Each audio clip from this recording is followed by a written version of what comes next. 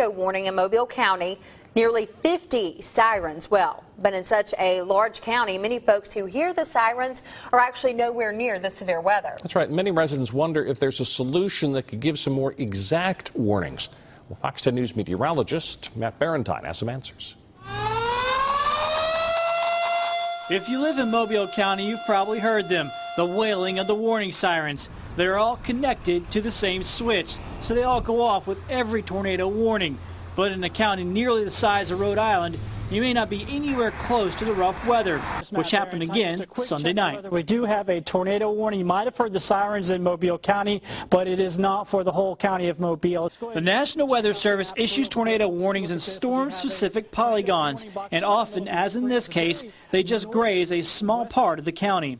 You know, the current policy is we sound all of them when we go under a tornado warning for Mobile County. Mike Evans, Deputy Director of the Mobile County EMA, has heard complaints about the sirens, but setting them off in only specific areas would take an entirely new system. We've looked at a couple of those solutions. They're pretty expensive to sound those sirens based on the polygons.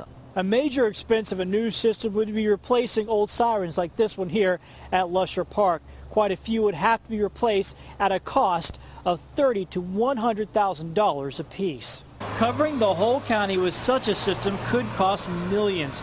Evans says the best solution may be to move away from the sirens to a technology that may be right in your pocket. There are some programs that directly link up to smartphones, and it'll give you a warning if you sign up for it. It has texting capabilities, email capabilities. It'll give you a phone call. For some, though, the inconvenience of the sirens is worth the peace of mind. I'd rather have it to go off.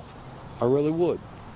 You know, because that's what it's there for. It's there to get me up. It's there to make sure for my safety or my friend's safety and so forth, so on, you know, in the neighborhood. In Mobile, Matt Barentine, Fox 10 News.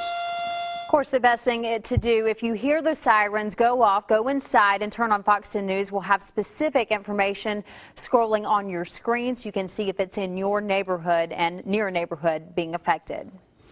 And no sirens.